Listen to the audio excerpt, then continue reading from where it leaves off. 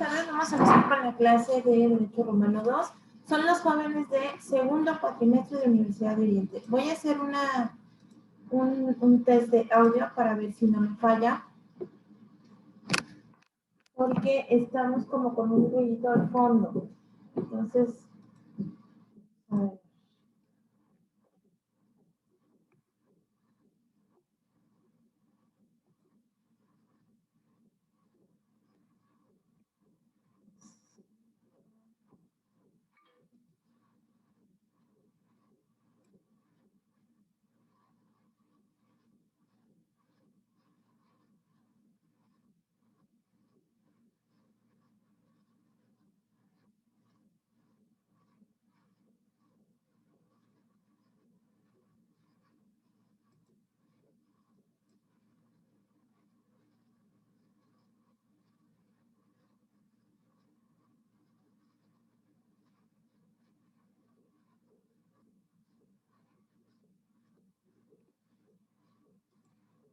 Voy a citar a los chicos ya. Hay un poquito de ruido de fondo. Esperemos que no nos afecte.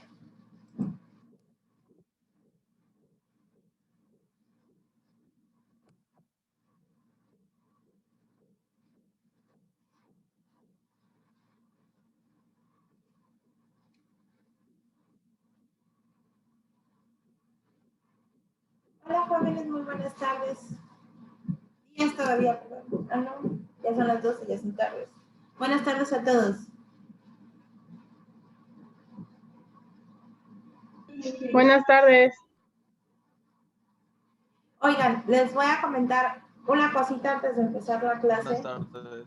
Buenas tardes. Si oyen así como martillazos o como sierras, no sé quién está afuera haciendo como labores de construcción. Trate de descargar un programa que es el CRIS, que se supone que todos los ruidos los hace menos. Pero el problema con el CRIS es que yo siento que en el micro se escucha como cortado. O sea, como ocupa bastante, no sé si internet o capacidad, o la verdad tampoco soy así como que, súper ingeniero en sistemas, pero realmente siento que me alenta bastante. Entonces, una disculpa si empiezan a escuchar, yo traté de que todo estuviera cerrado, pero realmente no lo puedo controlar, no sé ni dónde lo están haciendo. ¿Está en el gato?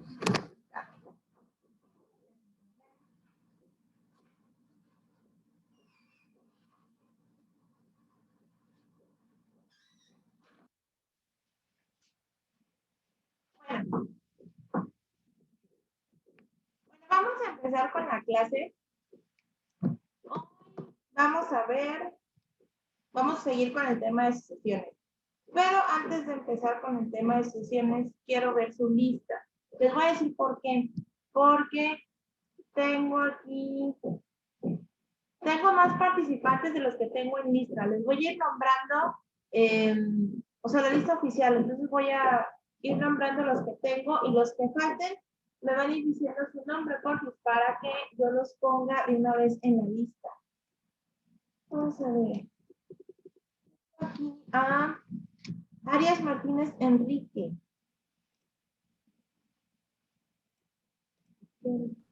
Presente. Vale, así. Sí, participan me presenta porque si no yo pienso que no están. Miss Carles. Presente.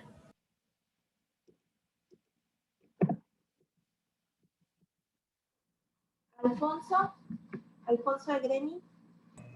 Presente. Alondra Martínez.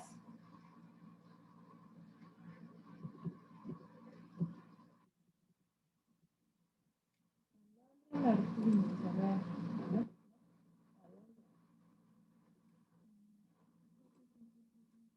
Ahí está Alondra, pero no me presente. Ángel de Jesús Mata Márquez. Presente. Jorge Agustín Melchor. Presente.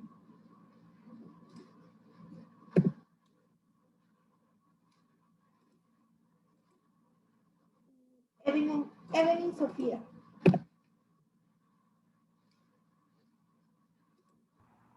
Maestra, no sé si ya me pasó a mí.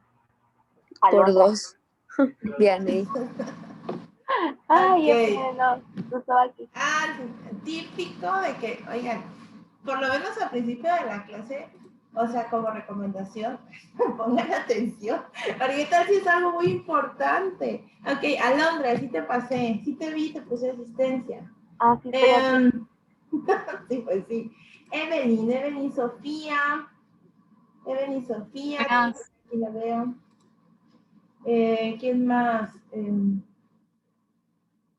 Ok, les voy a repetir los nombres, pónganme atención porque les voy a repetir los nombres que tengo aquí en la lista para que me digan si no están y apuntarlos. Tengo a Enrique, a Luis Scarlett, Alfonso, Alondra, Ángel de Jesús, Jorge Agustín y Evelyn Sofía. Son los únicos que tengo en lista. ¿Quién más me falta? Yo, Vianey. Vianey Mozo Morales. Vianey Mozo Morales.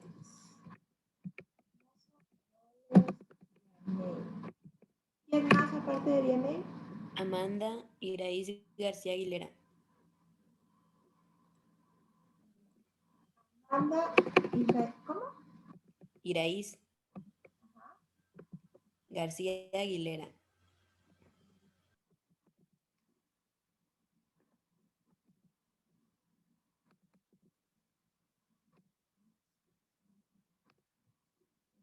¿Más? Yo, Melissa Fuertes. Melissa. Nombre completo, Melissa Fuertes. Fuertes. Cabrera.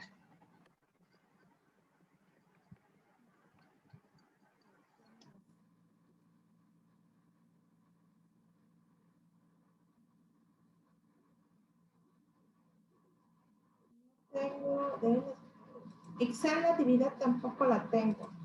Ixel, nombre sí, completo. Itzel Natividad de Jesús Hernández.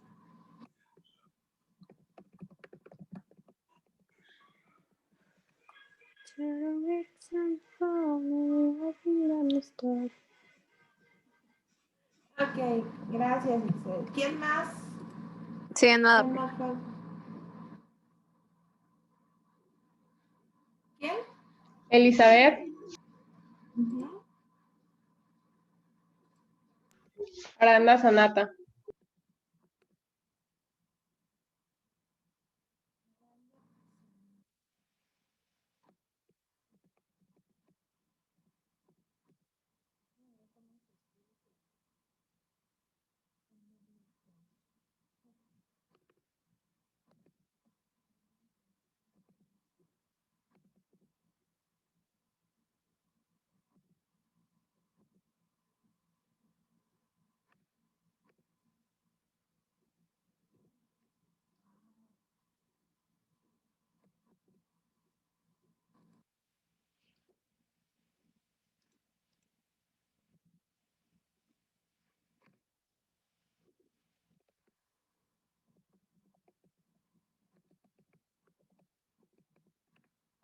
¿Quién más?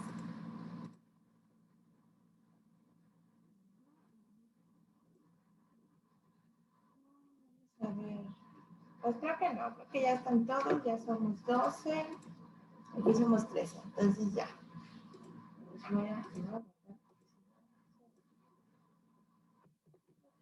Listo, gracias. Bueno, les comentaba que vamos a seguir con lo que son sus sesiones, pero antes de seguir con la clase, vamos a tener una pequeña actividad. No relacionada con derecho laboral, porque yo sé que no lo saben, pero ¿se acuerdan que, bueno, espero que les gusten las películas o la mayoría de las películas populares? Les tengo una pequeña actividad. Les voy a poner imágenes y les voy a poner 3 opciones y ustedes me van a decir qué película corresponde a esa imagen. Es como una imagen cortada de alguna escena dentro de esa película. ¿Ok? Y quiero que me ayuden a ver qué película es. Vamos a empezar con la primera. Aquí tenemos una escena, tenemos 3 opciones. Puede ser propuesta indecorosa, Notting Hill o mujer bonita.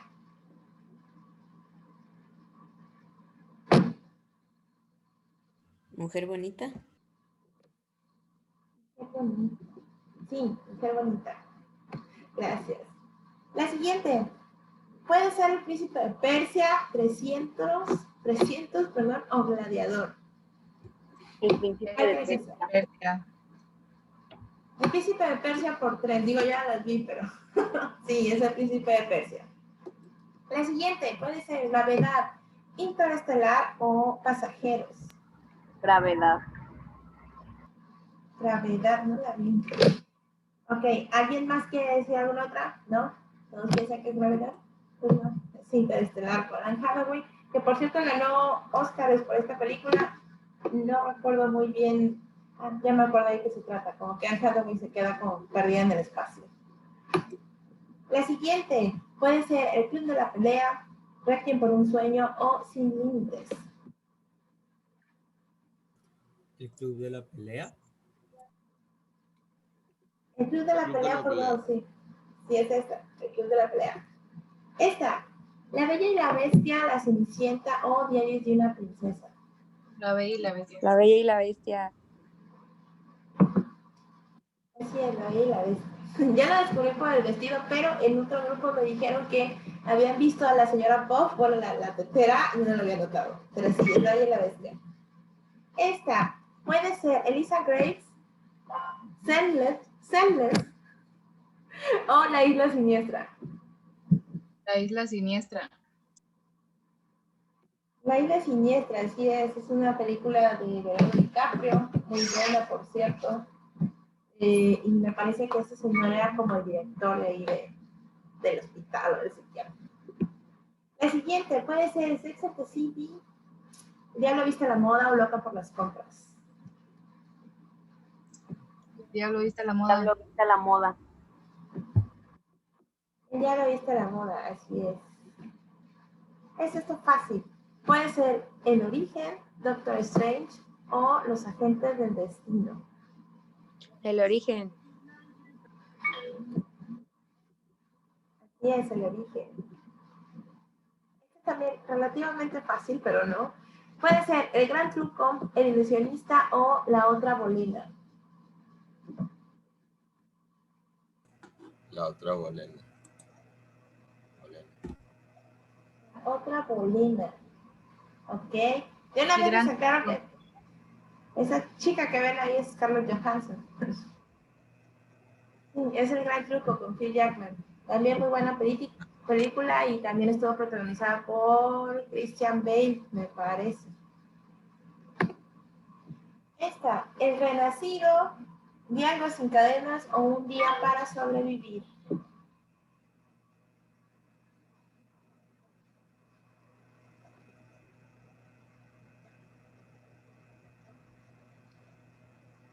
Yo pensé que esta era más fácil, ¿no? Díganme si se rinden. Sin cadenas. Ya. No, es El Renacido con Leonardo DiCaprio. Su primera película que ganó un Oscar después de muchos años de perseguir el Oscar. Leonardo DiCaprio con esta película de El Renacido lo logró. De una vez les aclaro, yo tampoco la he visto, no la he visto, pero me acuerdo mucho de los carteles de la película y esa es una de las escenas en las que están los carteles de la película. La última puede ser Atrévete a amar, Medianoche en París o La La Land. La La Land. La La Land, así es, una película muy bonita, musical, bonita. En fin, pues muchas gracias chicos, les agradezco su participación. Para mí fueron películas fáciles, pero pues ya nos llevamos una sorpresa con algunas. Ahora sí, ya que terminamos nuestra actividad pequeña, vamos a seguir con lo que es las sucesiones. Aquí es una nueva presentación. Ustedes tienen una anterior, pero esta es nueva, para que no se vayan juntando como las 1000 diapositivas en un solo documento. ¿Qué vamos a recapitular un poquito de lo que estábamos hablando del testamento como para que no cortarlo mucho? ¿Ok? Estamos hablando, la clase pasada también, de los tipos de testamento. Aquí, en derecho romano, primero existían estos tres tipos, los testamentos Colatis Comiti, el testamento Iprosintu, el testamento Per Aes et Librand. No, les voy a decir algo. En la cuestión de examen, no les quiero preguntar tanto como que los nombres en latín, pero sí necesito que ustedes como que entiendan de qué se trata cada uno de estos testamentos. ¿Ok? En el primer testamento, en el Colatis Comitis, ese testamento lo hacía el pater familias, o sea, ya saben, el jefe de familia es el pater familias. Ante el pueblo, todo el pueblo reunido en comicios, y solo se reunían estos comicios 2 veces al año, el 24 de marzo y el 24 de mayo. La asamblea era presidida por el pontífice máximo. ¿Se acuerdan que en esta cuestión de derecho romano los testamentos eran como muchos actos solemnes? Prácticamente la solemnidad era una de las cosas o de los requisitos para que pudiera hacer un testamento. Y en este caso, en el primer tipo de testamento, que era el Calatis Comitis, era prácticamente lo que hacía el pater familias ante el pueblo. Como testigos era el pueblo, y solo se hacía en estas fechas que se hacían los comicios. O sea, los comicios eran como pues como una festividad, como lo que nosotros sí hacemos carnaval y todo eso. Entonces, aquí los comicios se celebraban 2 veces al año. Y entonces ahí tú podías hacer tu testamento, y ese era uno de los tipos de testamento que decía el derecho romano. El segundo era el testamento Iprosintu. Prácticamente este se realizaba en épocas de guerra delante del ejército. También les comenté que había ese testamento porque cuando se iban a la guerra, pues lamentablemente no podías tener estos requisitos de validez para poder tener un testamento, o sea, en cuestión solemne. Y por último, el testamento Per Aes et Librand. En sí, ese testamento también era llamado testamento mancipatorio y consistía en que el pater familias, cuando no había podido testar y que ya se encontraba o que ya sabía que estaba próximo a su muerte, realizaba como tal una venta ficticia ante 5 testigos y ante el libris prens a la persona que le transmitía los bienes. Se le llamaba familiar Hector. Y este tenía que repartir la herencia de acuerdo con las indicaciones. Prácticamente en ese tipo de testamento, o sea, el pater familia decía, ¿sabes qué? Pues ya me estoy muriendo.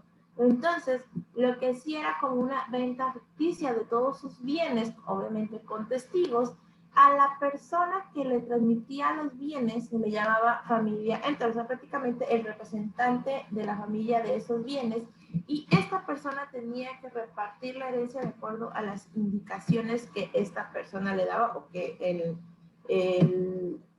el pater familias le daba de acuerdo a esos bienes para heredar. En esta cuestión del testamento, al final de cuentas también era un acto solemne y decía, bueno, ¿sabes qué? Ya estoy en mi lecho de muerte, no sé, me dio influencia, lo que ustedes quieran, y como tal, entonces designaba a una persona para que esta persona repartiera los bienes una vez.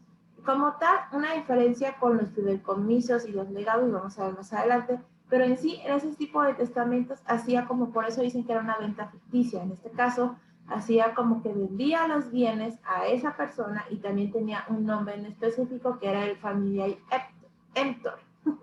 Entonces, este tenía que repartir la herencia de acuerdo a las indicaciones que esta persona le daba. Prácticamente, si lo vemos así como a cuestión de actual, es como cuando tú haces un testamento y designas a la notaría XY y que lea el testamento de acuerdo a tus indicaciones. Tú le das el testamento al notario, y el notario, cuando tú te mueres, pues tiene la indicación de repartir los bienes de acuerdo a lo que tú pusiste en ese testamento. Prácticamente esta figura de lo que hace el notario, o si han visto alguna película gringa en donde dicen, vamos a hacer la lectura del testamento ante el abogado, y bueno, esto es prácticamente también cuestión de derecho romano. Aquí en México, esa cuestión de las lecturas del testamento se dan solamente en notarías. O sea, ante el notario que tú hiciste el testamento, vas y dan la lectura. En el caso de Estados Unidos, la lectura de los testamentos es un poquito diferente, así como que es más, vamos a decir, pues más actuada, más como con protocolo, porque sí, no necesariamente necesitas la intervención del notario. Tú puedes designar un abogado en el que el abogado sí vaya como una notaría pública y como tal tenga una fe de ese testamento y el abogado lo puede guardar todos los años que ustedes quieran hasta que se muere y él cita a estas lecturas del testamento. O sea, prácticamente esta es la persona, en el caso de este testamento podría ser esta persona que le llamaban familia Entor. O sea, es como el abogado de ahorita o el notario de ahorita. Y tenía él la capacidad de repartir esta herencia a quienes haya designado. O sea, él no tenía nada en sí. Esa es la diferencia también con los legados. En este caso, él no tenía como ninguna propiedad. O sea, él no le daban nada, prácticamente como que hacía la venta ficticia para que él pudiera repartir los bienes en algún futuro. Y por ejemplo, cuando estamos hablando de este tipo de sucesiones que nació en derecho romano, Estados Unidos se quedó como más con esta figura. Si se dan cuenta, no es que sea tampoco las cuestiones de, no sé, de la televisión o de las series o de las películas en cuanto a cuestiones legales o cuando se llevan los juicios o cómo le hacen en los juicios o cualquier designación de testamento, no es que sea tan diferente a lo que tenemos nosotros, simplemente que ellos tienen otro sistema jurídico que es el anglosajón. Sin embargo, el anglosajón también se desprende del romano porque al final de cuentas, cuando nosotros hablamos de evolución, y si no lo recuerdan mucho, en Historia Universal, vamos a decir, si se ha preguntado, bueno, ¿cómo pasaron los primeros hombres de Europa hacia América? Y nos recordamos mucho de lo del Estrecho de Bering y todo ese asunto que nos marcan en la historia, cuando tratamos de explicar cómo se pobló América, por ejemplo. En este caso, vamos a decir que los que teníamos o los que tenían más población en ese momento era Roma, lo que eran los romanos y, bueno, los asiáticos. Por eso también hay una variación en cuestión de culturas, por así decirlo, de acuerdo a dónde llegaron. En el caso de Roma, pues Roma llegó pues hacia toda la América del Norte, América Central, por la cuestión de la lucha, y se fueron huyendo o bueno, caminando hasta el sur y demás. Pero también hubo estas tribus asiáticas que también llegaron del otro lado. Vamos a decir que en cuestión de derecho no es que se diferencien tanto del anglosajón, en este caso del sistema americano. Sin embargo, sí tenemos nosotros otro tipo de solemnidades en cuestión del testamento. Y si alguna vez han visto alguna película o una serie donde se haga lectura del testamento, que es ante testigos, ante todos los posibles herederos, ante el abogado, o sea, no necesitan más que los posibles herederos y el abogado. Y en este caso, en México, lo que necesitas es el notario y los posibles herederos. Es casi lo mismo, solamente que la figura del notario es aquí esencial. En el caso del derecho honorario, cuando hablamos de ese tipo de testamentos, en el derecho honorario era un documento en el cual se tenía designada ya el heredero y los 7 testigos. En el derecho ya de Justiniano, este testamento se dio cuando apareció, o sea, por primera vez un testamento escrito, en el cual ya tenías que constar la firma del testador y la de 7 testigos, junto con los sellos que le llamaban, y debía realizarse todo el mismo día en un solo acto. También hablamos un poquito de esos testamentos especiales o extraordinarios. Digo, aparte, los 3 que vimos, pues eran los normales, por así decirlo. Pero también había otro tipo de testamentos en el cual entraba esta gente analfabeta que debía firmarse ante 8 personas, quienes eran estos testigos, y las firmas las suplía a las del testador, prácticamente porque no sabía leer ni escribir. La gente ciega también podía testar, pero pues era acompañada por 7 testigos y tenía que ser dictado ante un oficial público llamado tabularis. Esto es importante porque aquí también entra lo que nosotros conocemos ahorita como la figura del notario. Aquí las personas que quieren heredar nosotros ya conocemos nada más la sucesión testamentaria y la intestamentaria. Y como tal, sí hay tipos de testamento. Les comenté que hay tipos de testamento actuales. Los debieron de haber visto en la prepa. Pero bueno, esos testamentos abiertos, cerrados y demás, que son ante esta figura del notario, prácticamente aquí lo que el derecho romano decía es que eran especiales porque cuando pues existía algún tipo de persona que tenía una discapacidad, como en este caso ser ciega y no podías ver tus firmas, entonces sí podías testar siempre y cuando exista 7 testigos y una figura pública. En este caso, esa figura pública no era el notario, era el tabularis. Cuando existía algún tipo de enfermedad como la peste, no se exigía la presencia de testigos por cuestión de sanidad, me imagino, y para que no se contagien ni se mueran. El testamento del padre a favor del hijo se podía realizar de manera oral frente a 2 testigos. Aquí la cuestión es que sí podía existir este testamento especial en el que, bueno, yo era un papá X y quería dejarle todo a mi hijo y no tenía tiempo de escribirlo, entonces sí podía ser de forma oral ante 2 testigos. Y el testamento militar, que prácticamente era necesario la voluntad del testador de manera clara. Por ejemplo, lo efectuaba con sangre dentro del escudo y con la espada en la arena, ya saben, muchas solemnidades, así como que mucho cuestión del protocolo. En ese tipo de testamentos prácticamente era como más, ¿cómo se dice cuando eres exagerado en los protocolos? Así como los militares, de por sí siempre los militares han sido como muy exagerados en sus protocolos, pero en sí, ese testamento pues era así. Por eso decían que era como muy exagerado, o sea, su testamento lo sellaban con sangre dentro de su escudo, o bueno, con la espada en la arena, frente a un testigo, tipo así eran los testamentos especiales y también eran válidos.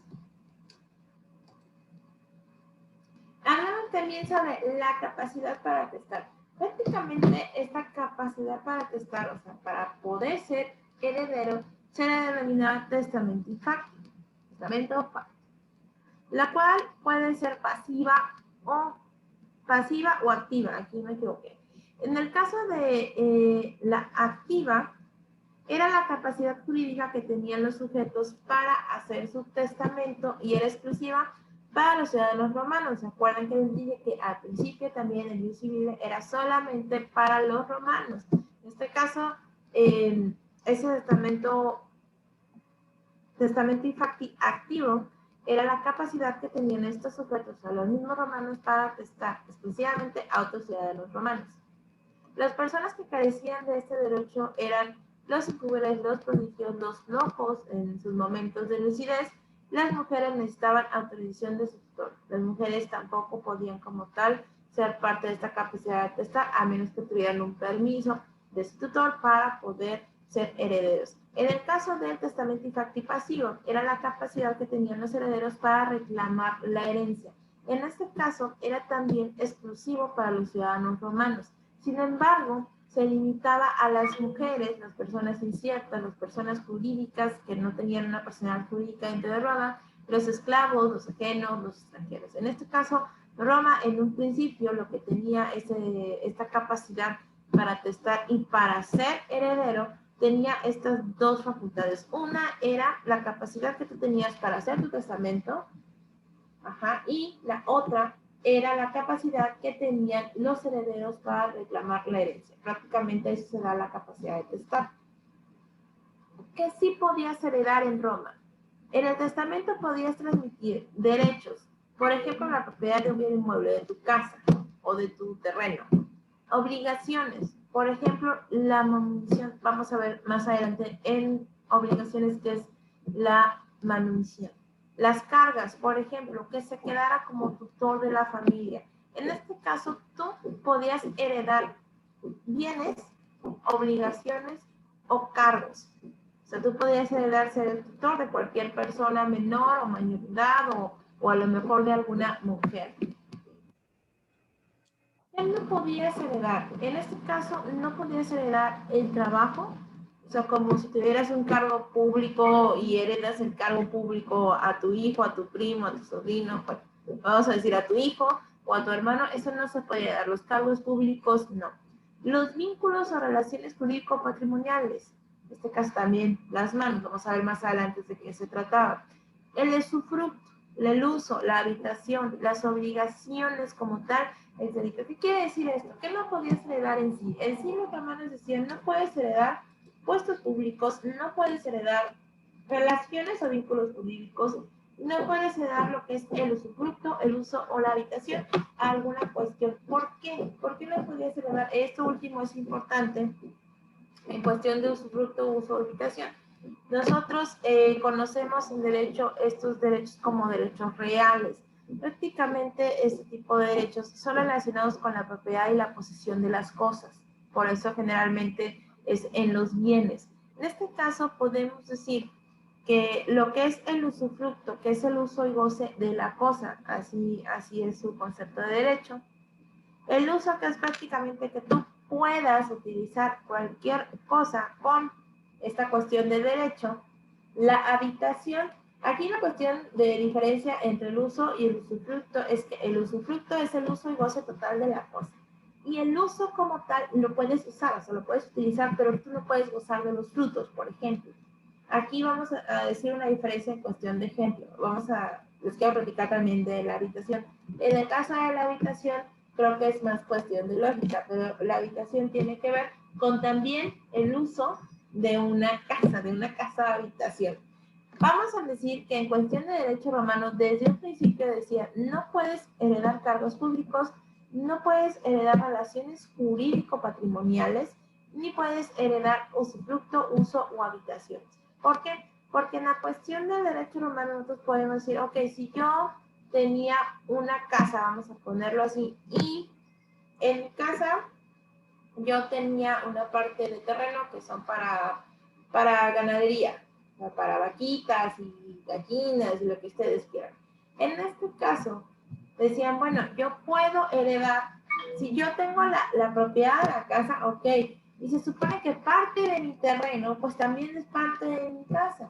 Sin embargo, vamos a decir que yo tengo esa parte de mi casa, pues, donde están mis pollitos, mis vacas, mis gallinas, yo lo tengo en usufructo con otra persona. O sea, yo no recibo nada de esa parte de ganadería. O sea, no recibo nada de la venta de vacas, ni de pollitos, ni de gallinas. O sea, yo la tengo usufructo con mi hija. O sea, yo soy dueña de la casa, de toda la casa, pero esa parte específicamente de terreno, que es para ganadería, y todo lo que conlleva esa ganadería, la tiene mi hija en usufructo. O sea, ella usa y goza de la cosa. Ella lo usa esa parte de la casa, va y compra lo que ella quiera dentro de esta, mientras quepan, y bueno, lo que hace de la venta de la leche, de las vacas, de las gallinas, eso no me toca. En el caso de los romanos, esto es, vamos a decir en la actualidad, en el caso de los romanos, también podía existir esta situación. Y lo que sucedía era que de repente, ok, bueno, yo ya me morí, yo ya tenía dueño de la casa, entonces como tal, yo no podía heredar el usufructo. O sea, así se quedaba. Yo heredaba toda mi propiedad con lo que tuviera. Por eso no se podía heredar esta cuestión de derechos reales sobre otras personas. Y actualmente también es lo mismo, porque los usufructos tienen una vigencia. Los usufructos, que es el uso y goce de la cosa, tienen vigencia. Siempre y cuando puedan existir tipos de vigencia diferentes, no siempre son como para toda la vida. Generalmente se dan los usufructos vitalicios. O sea, mientras viva la persona que está utilizando el usufructo como tal, ahí termina. O sea, cuando ya te muere esa persona, ya no. Pero, si por ejemplo, vamos a decir en cuestión civil, nosotros tenemos, bueno, vamos a decir, mi mamá me compró una casa, la casa donde vivimos, ¿ok? Y entonces, dice mi mamá, oye hija, ¿sabes qué? Yo quiero que te quedes con la casa.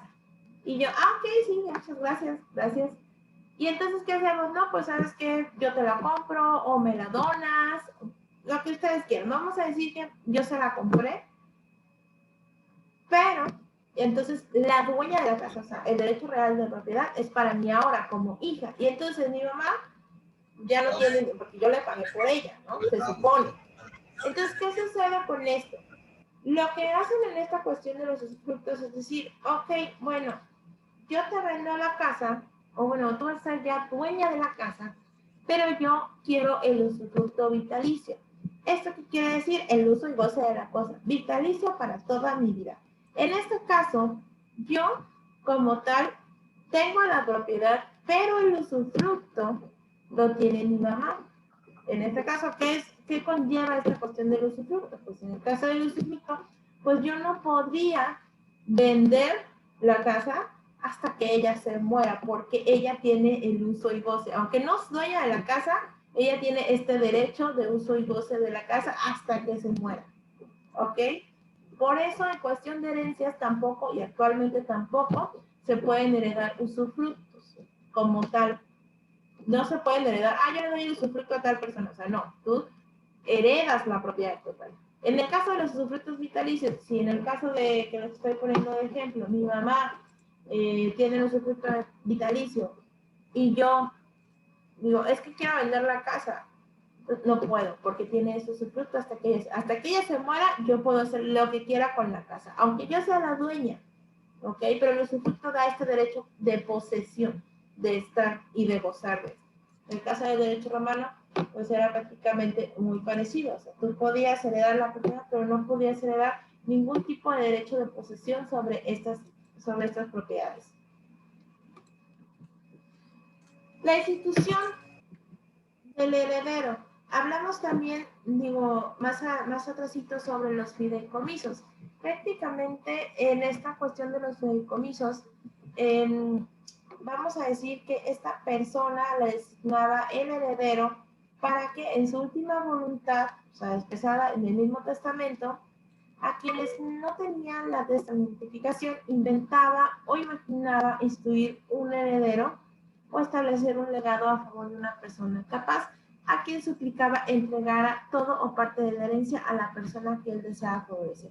En este caso de los fideicomisos, a diferencia del otro testamento en el que vimos que tú designabas como a una venta ficticia y que esta venta ficticia de bienes, pues él debía de repartir los bienes de acuerdo a lo que él había escrito, pero era una persona designada. En el caso de los fideicomisos es muy parecido, pero no igual. En el caso del fideicomiso había una última voluntad dentro del testamento y esta persona designaba como tal a una persona quien suplicaba que diera todo o parte de la herencia de la persona que él deseaba favorecer. Prácticamente esta cuestión de fideicomisos está ligado con los legatarios, por eso los vamos a ver más adelante. Entonces, ¿qué vamos a ver en esta cuestión de la decisión del heredero? Primero, aquí tenemos que tomar en cuenta que se podía dejar a un solo heredero, al cual se le decía heredero universal. Aquí todavía existe esta figura del heredero universal. Y si por alguna situación había dos o más herederos, se consideraba que recibían una parte proporcional de la herencia. Esto actualmente todavía sigue. Nosotros tenemos en cuestión de sucesiones esta cuestión de herederos universales. Digo, no solamente uno, pero vamos a decir que hay un heredero universal. Y si hay más herederos universales, se reparte en partes iguales la herencia. La herencia como tal, en la figura de las instituciones, la herencia podía dejarse condicionada, siempre y cuando, si no se daba cumplimiento, se podía suspender y se nombraba a un heredero sustituto, por eso se llaman sustituciones. En este caso también vimos que existían tres tipos, el vulgar, el pupilar y el cuasi pupilar. En este caso, ¿por qué se daban estas sustituciones? Cuando la herencia se dejaba condicionada y si no se daba cumplimiento a esta condición, entonces se suspendía y se nombraba a un heredero sustituto. Se suspendía ya tu herencia como heredero universal y entonces entraban estos herederos sustitutos.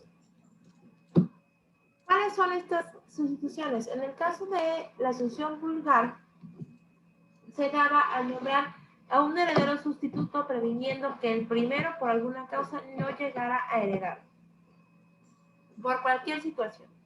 En el caso de la sucesión pupilar, si el heredero era impúber, el padre también designaba al heredero de este. en el caso de que falleciera antes de llegar a la pubertad con el fin de que no muriera sin testamento. Y en el cuasi pupilar, los ascendientes paternos y maternos de un loco podían nombrar a un heredero de este. Para el caso de que muriera sin haber recobrado la razón, el futuro heredero tenía que ser descendiente de este. A falta de esta situación, los hermanos o hermanas, y no habiendo, podría nombrarse a quien designaran. En el momento que cesara la locura, esta figura testamentaria desaparecía. ¿Por qué se veía esta cuestión de las sustituciones en derecho romano? Porque por alguna extraña situación, los locos, según recobraban la lucidez durante cierto tiempo, o esperaban a que los locos que les decían o algún tipo de deficiencia mental, pasado el tiempo, entonces si nacías así desde pequeño, pensaban que con el tiempo pues se podían recuperar, o sea, llegando a cierta edad adulta podían recuperarse. Entonces, el derecho romano lo que decía es, ok, bueno, sabes que si tú tienes un hijo, vamos a decir que los ascendientes en este caso, tenían un hijo que estaba ante el derecho romano como loco, podían nombrar a un heredero de este para el caso de que muriera sin haber recobrado la razón. En el caso de que si ellos mueren y esta persona no recobra la razón, entonces tienen que nombrar otro heredero. En este caso, por eso entraba esta figura. El futuro heredero tenía que ser también descendiente de esta persona, ya sea de su hijo loco o de alguno de los ascendientes. Pero si no existía algún heredero descendiente de este, podrían ser los hermanos y las hermanas de esta persona, de este chico que estaba loco o chica. Y aún así, si no había hermanos o hermanas, entonces podrían nombrar a quien quieran designar ellos. En este caso, en el momento en el que esta persona recobrara la cordura, pues esta figura testamentaria desaparecía. Pero también lo hacían en el derecho romano. ¿Cómo se podía nulificar el testamento? Anteriormente, si el testamento no cumplía con estas formalidades que ya hemos estado viendo a lo largo de la clase, pues decían, desde el principio era nulo. O sea, vaya, ni siquiera para decir, no, por esto. O sea, si no cumplía con la formalidad, el derecho romano era nulo. Pero también podría ser otras situaciones. En este caso, tenemos esta cuestión de por la capitis de munitio del testador, porque ninguno de los herederos instituidos llegara a adquirir la herencia o por nacimiento de un póstumus, o sea, que no hubieran sido tomados en cuenta en la herencia, ya fuera para instruirlo o para desheredarlo. Vamos a ver de qué se trata esta cuestión. Cuando hablamos de la capacidad del testador, esta es la capitis de nuncio, prácticamente la capacidad del testador, podía tener esta nulidad del testamento. Si tú no estabas capacitado para heredar, enseguida era nulo tu testamento. En el otro era porque ninguno de los herederos llegara a adquirir la herencia. También existía la posibilidad que tú tengas herederos y que ninguno de ellos pueda haber adquirido la herencia, o sea, no tenga capacidad para adquirir o para reclamar la herencia.